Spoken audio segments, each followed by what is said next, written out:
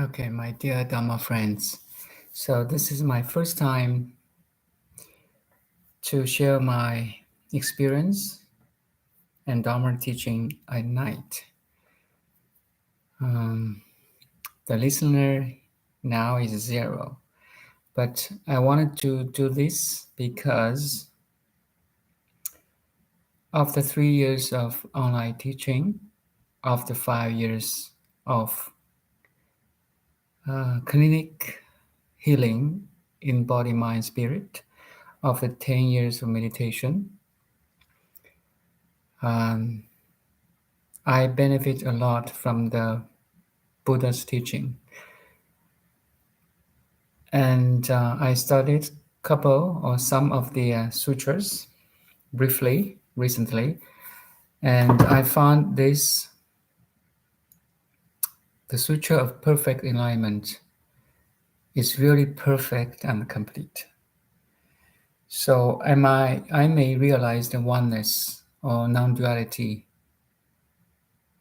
which is the final realization of any spiritual seeker.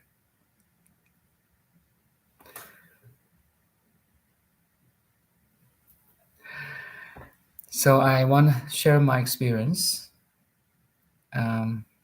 of the Dharma teaching through this Sutra of Perfect Enlightenment, because I found I may have the realization, but I need words, sutras, which is authentic to teach.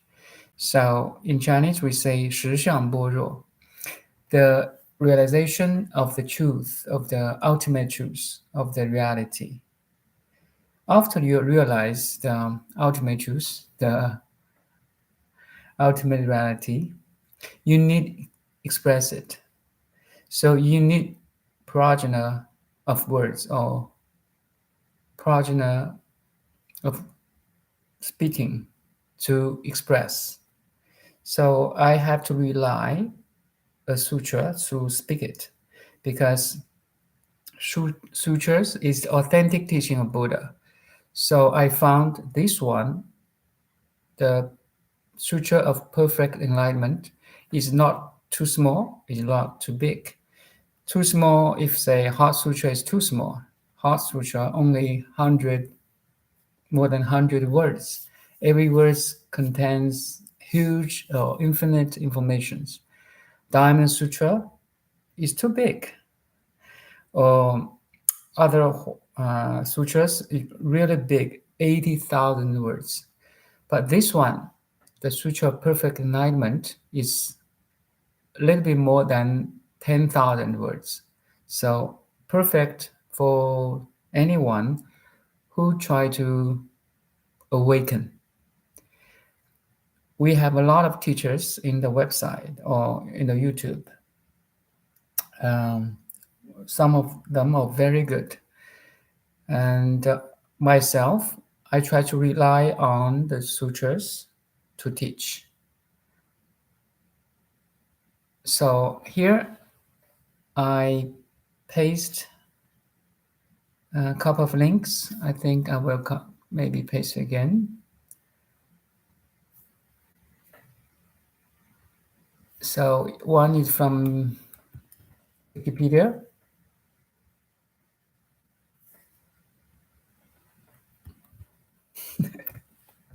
And one is from Charles Muller's translation, which is really good. So Charles Muller, I can paste you here, the second link, the PDF of Sutra of Perfect Enlightenment. You can click on it. If we go to the first page, so we are in the PDF file, the Sutra of Perfect Enlightenment, Korean Buddhist Guide to Meditation, with commentary by the Song monk Gihwa. Song monk Gihwa was famous monk in Korea around 14th centuries. So he he translate. He read the Chinese version and translate into Korean, and here is A. Charles Muller translated to English. So I found maybe we can go just a little bit introduction today, page 4. So it's published by State University of New York Press in 1999. So if you go page 4, you have contents, preface, abbreviations, and conventions, introduction. So let's go page 1, the introduction. I mean, content page 1, but here is a preface. So if you open the PDF file, it's the page 6. Hopefully you can look at the preface. I is Charles Muller. First came across the Sutra of Perfect Enlightenment at the outset of my graduate studies in East Asia Buddhism at the University of Virginia. Anyway, I don't read all this because it's too long. Take a look, and I will pick up the most important information here.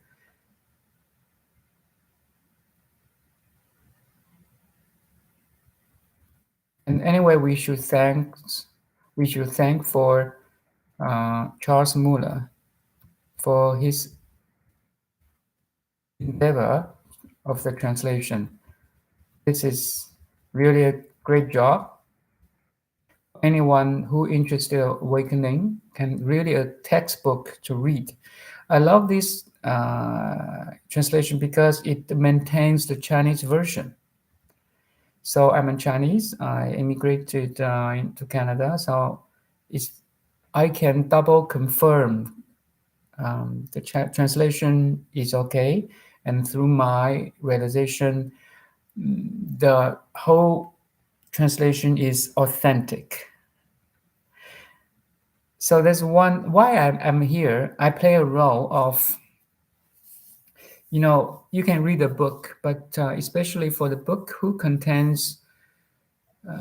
talk about ultimate truth, every word, every sentence contains huge informations. So you may need a realized teacher to show you the way. That's why I'm here. And I can read Chinese and English, so double confirm we are in the same page, we are on the right path. So if you let's make sure we're on the same page. So I just paste you here. Again, this PDF file. So you can open it. Any question you can ask. I spend this time before my bed each night. I want to share you this Dharma teaching because the bedtime, the 30 minutes before bedtime, if you really can meditate or can start sutras, it really helps your path of awakening. It really helps you. Anyway, so if you open this PDF file, page 7 and page 8, sorry, I just let's go on now. Page 9 now, abbreviations and the conventions. So there's a treatise on the awakening of Mahayana faith, 大乘起信论, very good one, and also compilation of Weongak of the Chan school. So 禅宗永嘉集. So Weongak we know is the disciple of the sixth patriarch of Chan, which is Hui Neng. So we can call him the seventh patriarch of Chan. So combination of Weongak of the Chan school. Then we have the 韩国佛教全书, the collected text of Korean Buddhism, also 手能言经, Āgama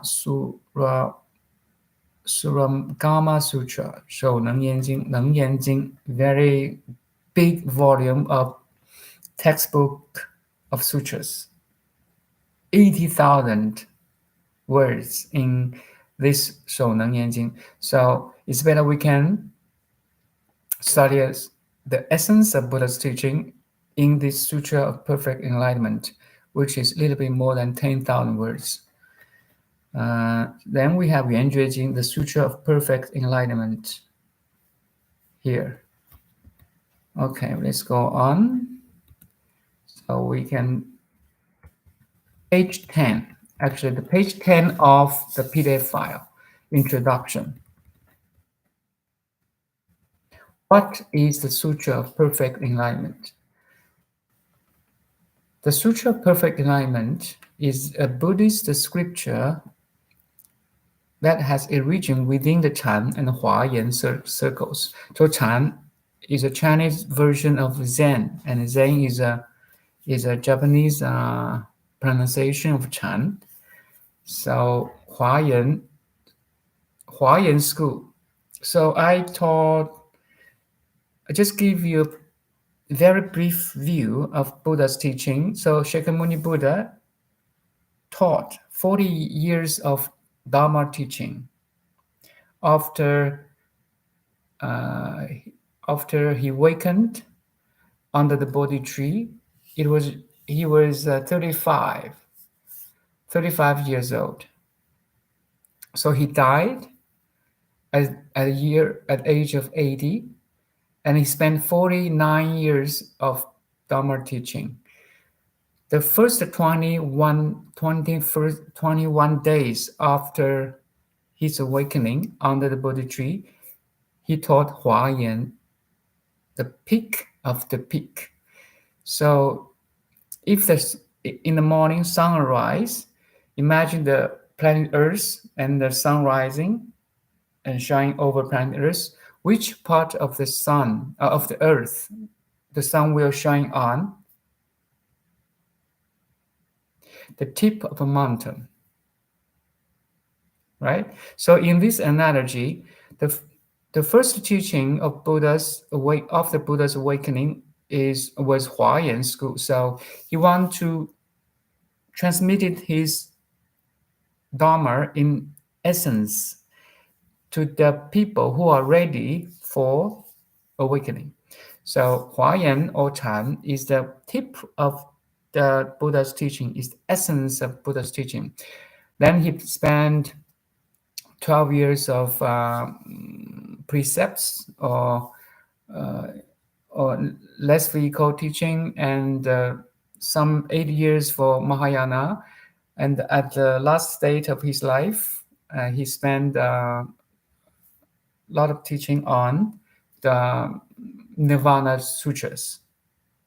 So just give you a quick review of the first is peak of his teaching, then he lowered down his requirements to morality, meditation, and the final stage is the wisdom, morality, meditation, wisdom. That's the 5 stages or 5 periods of Buddha's teaching. So, 圆觉经 is the Perfect Sutra of Enlightenment is the origin with the Chan and Huayan school. Okay, composed in China around the beginning of the 8th century. The SPE, short for 圆觉经 or the Sutra of Perfect Enlightenment, was extremely popular and influential within the meditation-oriented Buddhist schools of East Asia.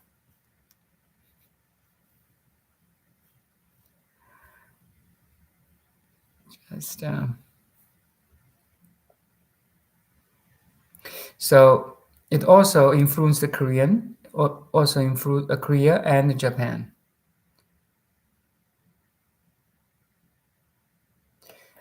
The high degree of influence and popularity of this scripture can be attributed to two main factors. The first is the distinctly East Asian metaphysical dimension of its soteriology, as the SPE contains, in a tightly organized format, focused discussions of the most important theoretical issues concerning the nature of enlightenment. So if you want to enlighten and want to awaken or want to, be liberated, the ultimate freedom, this sutra is a must read. Concerning the nature of enlightenment that were the four of the Eastern Asia Buddhist consciousness at this period of maturation. I don't keep reading, so you can read by yourself. I just pick up the most important information here again.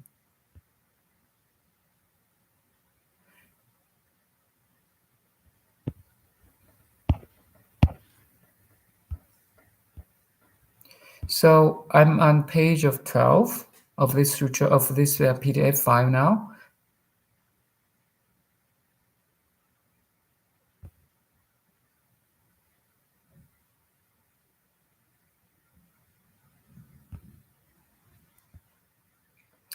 And the Chinese origins and effects.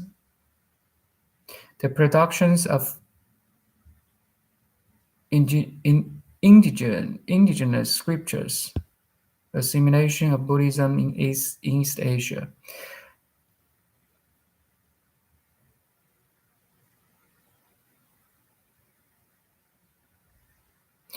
You see, the assimilation of Buddhism in East Asia. It's let's read a little bit about this. The period of time that it took for Buddhism to become fully assimilated and stabilized throughout the entire Eastern Asia region was rather long, at least 7 centuries. In such a length of time was required is due to two general circumstances: the wide diversity and deep complexity of the Buddhist teachings itself, and the considerable local, cultural, and linguistic distance that lay between the peoples of India and the Eastern Asia regions, especially Chinese, Korean, and Japanese. Make sense? The long period assimilation can, for the sake of present discussion, be roughly divided into 3 periods of early, middle, and late. The early periods, from the first through the third centuries. So if you know a little bit Chinese history, first century to the third century is the Han Dynasty, is the East Han Dynasty. So Han Dynasty, Han, the Chinese people still call themselves Han. So I am nationality Han. So in China, we have 56 different, 55 minorities and one big group of people we call Han people. Han people, which the name of Han was originated from this Han dynasty. So roughly between 2 century BC and 2 century AD. So around more than 300 years. We still call ourselves Han people. So right now in China, we have, say, 1.3 or 1.4 billion. So among which 100 million are Han people, Han. Okay, just give you kind of a brief introduction of the Chinese history. Han Dynasty. was the dynasty, was the first state that Buddhism was spread from India to China. So the early period from around 1st through 3rd centuries was the time during which the initial studies and translations of Buddhist texts were being undertaken, but where Buddhism was, for the most part, only partially or poorly understood. It also due to the original textbook in Sanskrit or in Bali that brought by the Indian monks or Indian sages or travelers from India to China was incomplete either.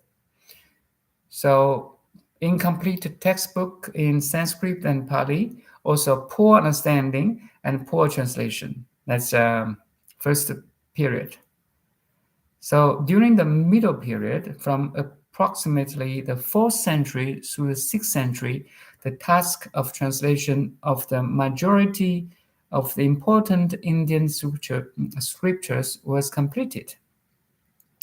Thanks for a lot of famous translators, like maybe you know the Tangsen. So the journey to the west, there's a monk who who traveled from China to India, via the Himalaya mountains, through the road of silk, the Silk Road. The Silk Road was built in the Han Dynasty. It's really long, starting from like Tibetan area to Kashmir area, or even India. So it's a road of trade, economy, and the culture. So there's a back and forth in this Silk Road in terms of economy, culture, and including the Buddhism's transmigration from India, China, India. That's the 4th century to 6th centuries. There's a huge translation by Chinese government at that time. So why Chinese Buddhism was so popular now? There's one key factor is that at that time, during the 4th century to the 6th century, the governments, even it's a small or big, they participated in the translation. It's a government organized and supported translation bureau. Just give you an example, there's a 3,000 translation bureau, 3,000 people that in the translation, in the job of translation. 3,000. Imagine that. So that's why a lot of Indian textbook and Buddhist textbook were translated with the help of the government. So this one, the Sutra of Perfect Enlightenment, we can read it. It's their job. So show a little bit appreciation and gratitude here. A lot of translators, sages.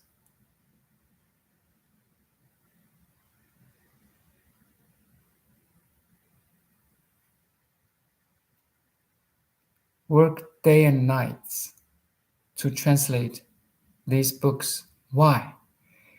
Because they are touched by the Dharma teaching too. That's why I felt their heart. I can feel it. I mean, I totally understand why they want to do this job. I want to do this job too. So we're on the page of 12 of the PDF file, the Sutra of Perfect Enlightenment, the production of indigenous scriptures, assimilation of Buddhism in East Asia. Now, the middle part, during the middle period, 4th to the 6th centuries, the task of translation of the majority of important Indian scriptures were completed, with the work of interpretations and categorizations of these materials were on its way. This allowed for the formation of distinct sects based on a certain Indian scriptural traditions, such as the Sanlun, Nirvana Sutra, Niebhan Jing. Nirvana Sutra is the sutra that Shakyamuni Buddha taught at the late stage, at his around his 70s. He died at the age of 79. Okay, so during the late period, from the middle of the 6th century to the 9th, so the 6th century to the 9th centuries, a dramatic new chapter unfolded with the experience of a new indigenously originated school of Buddhism, whose leaders began to articulate new interpretations of the Buddha Dharma, the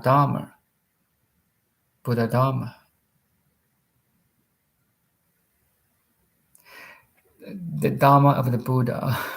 Okay. Because the Buddha want to teach the Dharma. What is Dharma? Dharma is in modern word we say it's phenomenal world. Anything you can see, you can hear, you can listen, you can touch, you can smell, everything of the world we call dharmas or Dharma. So that's the Buddha Dharma or Buddha realm that accorded more fully with the native Eastern Asian metaphysical and soteriological institutions. So if you try to translate a Sanskrit into Chinese or into Korean or Japanese, you need local background. Make sense? Such as sunyata, emptiness. There's Kongxing in Chinese. We say Kongxing. Maybe at that time, from the 2th century to 7th century, in Chinese culture, we don't have this word 空性 yet. So it takes a little while for the Sanskrit localized or become local. This third period can again be further divided into early and late. The formulators of Eastern Asia doctrines during the earliest part of this period tended to go to greater lengths to provide an India footing for their new ideas. It's like India food in Chinese. You have to has a little bit the India taste, but also favored or tailored to Chinese eaters, something like that. Chinese people or Korean people, Japanese people have to understand in their local language. That's the formulations, right? Okay, let's go on. We are page 13 now. Okay, let's finish this gradually. Abandoning. Keep reading, please.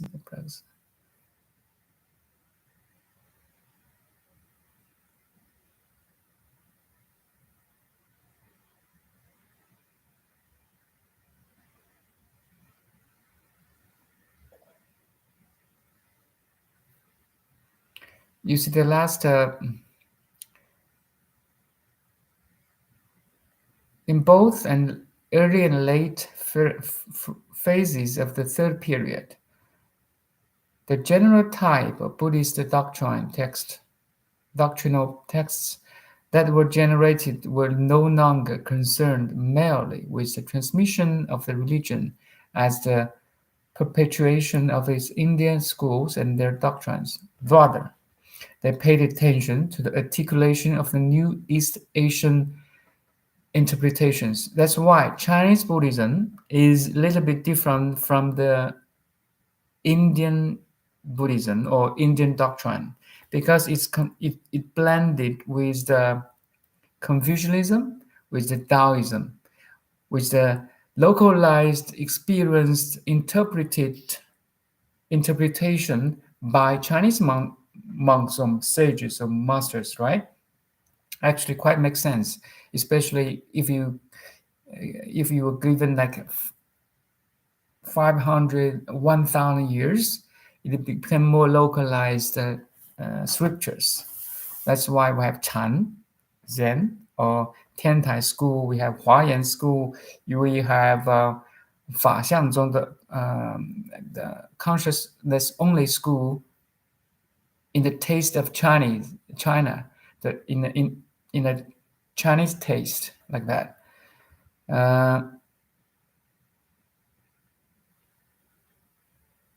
Tiantai, you see the Tiantai, Pure Land, Huayan, and Chan. Indigenous schools. The first original school to appear on East Asia soil or China was Tiantai. Tiantai, here he mentioned the founder Zhiyi Dashi. Zhiyi, 538 to 597. Zhiyi was the most successful early figure in terms of his ability to systematically organize the various types of teachings that had been imported from India in such a way that their relationship with each other made sense. You know, first, there's a lot of scriptures brought from India in Pali or in Sanskrit. They are not complete.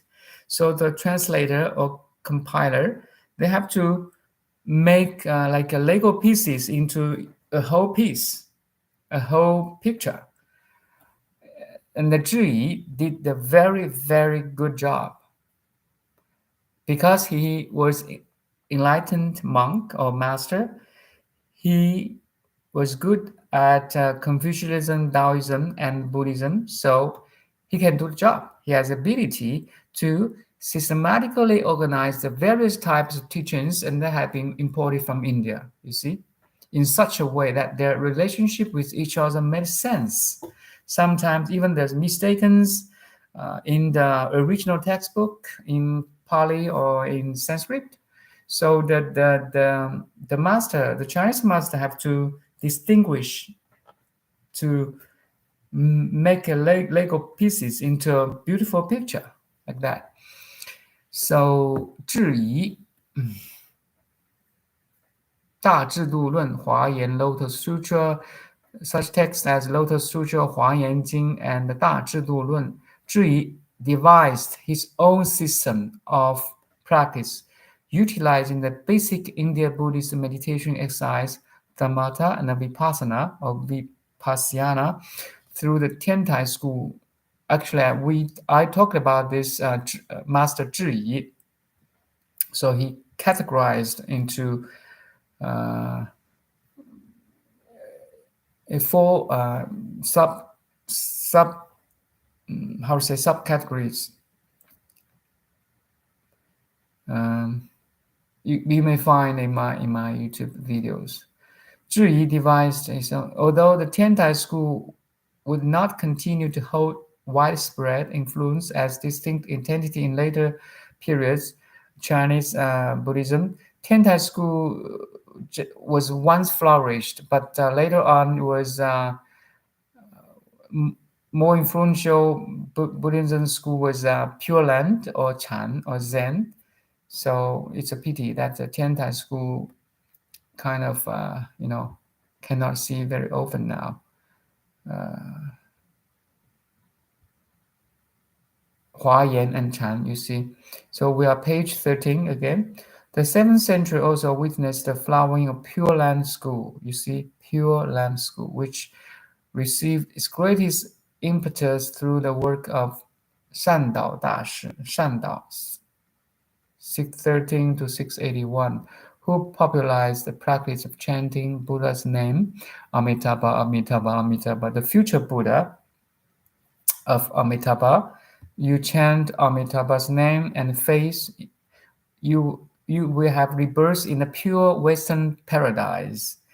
Pure Land became popular in all of the regions of East Asia, especially among the common people, the lay practitioners, who does not have deep understanding of Buddha's teaching, if you call or chanting the Amitabha, the Buddha's name, before you before the death or in the process of dying, you will have rebirth in the Pure Land or the pure Western paradise.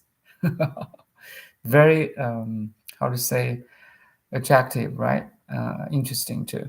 So be followed without, you see, as most of its practice could be followed without needing a deep scholarly understanding of Buddhist philosophy, many of Pure Land doctrines, such as that of declining stages of the power of the Buddhist dissipation and the conception of rebirth in the Pure Land, would end up becoming assimilated into general East Asian Buddhist consciousness, as can be seen by frequent appearance of Pure Land terminology in the Sutra of Perfect Enlightenment, Awakening of Faith, and other influential East Asia Buddhist texts. And also the Huayan school. Besides the Pure Land, there's a Huayan school, emerged as a product of dialectical interaction between highly developed form of India Buddhist dependent origination based on metaphysical, the 12 independent origination, seorui based metaphysics, and indigenous Eastern Asia metaphysical institutions of organically interconnected universe. So I talk about this interconnectivity once. I mean, I don't know when, but everything you experience is interconnected. So interbeing is a term coined by Thich Nhat Hanh, master of Zen, from Vietnam lineage. Thich Nhat Hanh, 43 generation of the Vietnam Zen. If I'm right, 43, sorry, if I'm wrong. So, Thich Nhat Hanh coined a term, interbeing. So, we are interconnected with everything else. Just to give you an example, a flower in the ground, a flower in the ground is connected with the soil, water, sunlight, birds, insects, the wind, the four seasonal changes. Make sense? So once you smell a flower, you smell the whole nature. Actually, not only flower, this fresh air is connected all to all the trees, oceans, lakes, the grasslands, and so on. You see, everything is connected. So that's the teaching from the Huayan school. I talked about this Huayan school in the previous videos. It's not metaphysics, it's reality, it's truth, okay?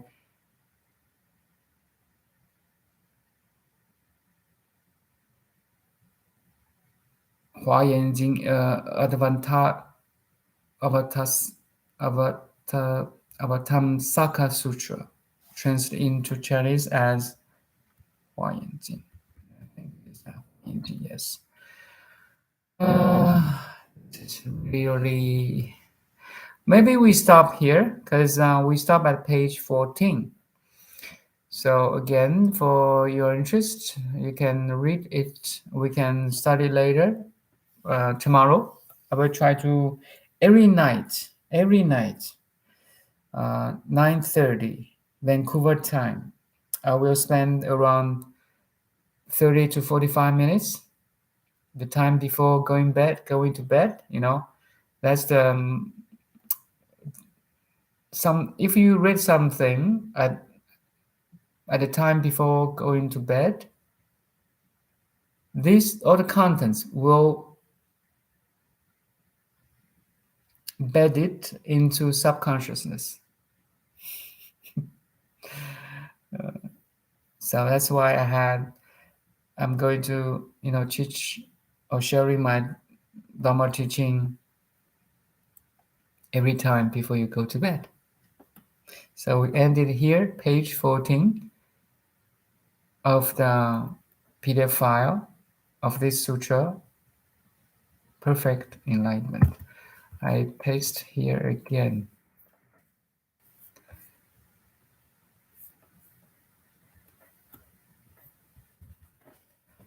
So we finish at page 14 of this PDF file. Namaste.